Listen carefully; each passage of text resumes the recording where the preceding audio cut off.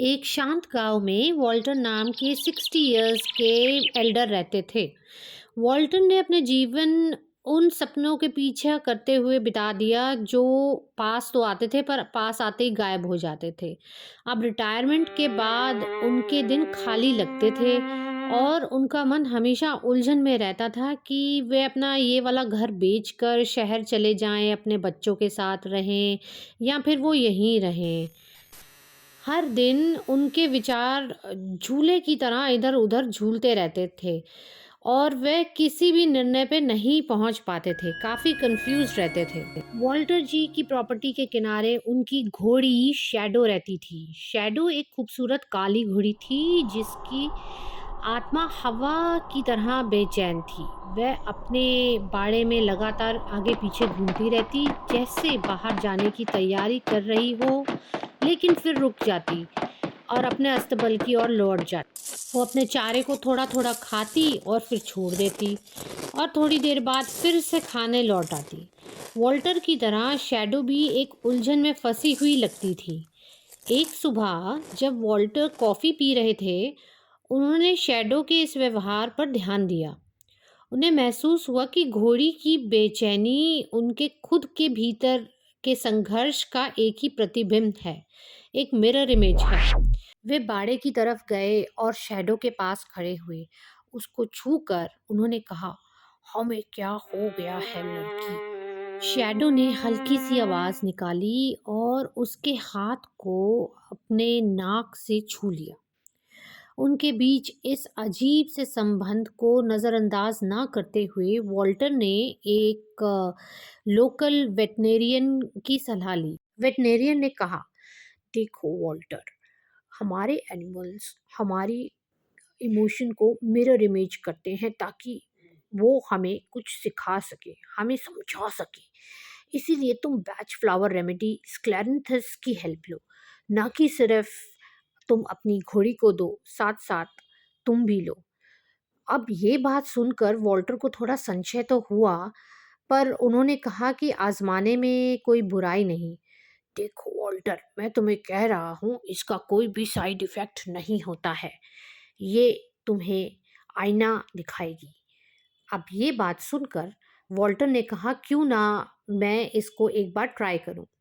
तो वॉल्टर ने वहाँ से स्क्लैरेंथस का फ्लावर एसेंस लिया और कुछ बूंदें शैडो के पानी में मिला दी और कुछ अपनी चाय में मिला दी और दोनों ने वो लेना शुरू किया।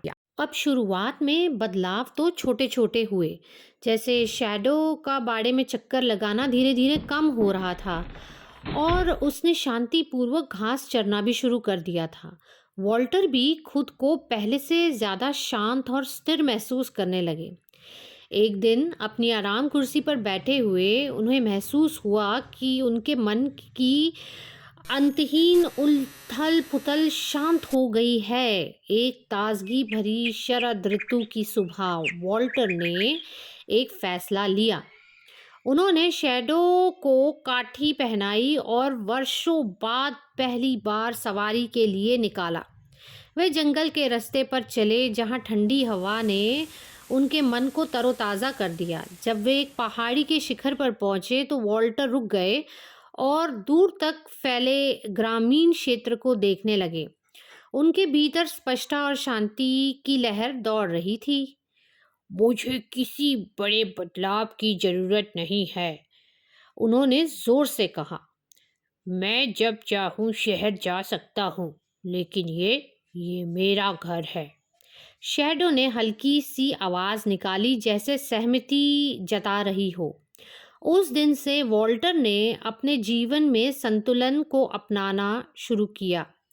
उन्होंने हर फैसले पर गहरी सोच से सोचा और परेशान होने की बजाय अपने आप पर भरोसा करना शुरू कर दिया। शैडो भी अब बहुत शांत हो चुकी थी और संतुष्ट लगने लगी थी।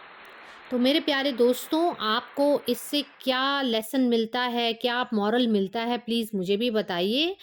क्योंकि मुझे जो मॉरल मिला वो ये है कि अस्थिरता और उलझन अक्सर हमारे भीतर के असंतुलन का परिणाम होते हैं, चाहे वह मनुष्य हो या जानवर। जब हम अपनी समस्याओं की जड़ तक पहुंचते हैं और अपने दिल की सुनते हैं तो स्पष्टता और शांति मिलती है। अपने भीतर संतुलन खोजकर हम एक कदम या एक हौसले भरी टहल के साथ आगे बढ़ सकते हैं। आशा करती हूँ ये कहानी आपको या आपके किसी अपने को प्रेरित करे। और स्क्लैरिंथस बैच फ्लावर रेमेडी आप यूज़ कर सकते हैं एनिमल्स पे, ह्यूमंस पे, बच्चों पे। इसका कोई भी साइड इफ़ेक्ट नहीं होता है। चलिए कल मिलते हैं। नमस्कार।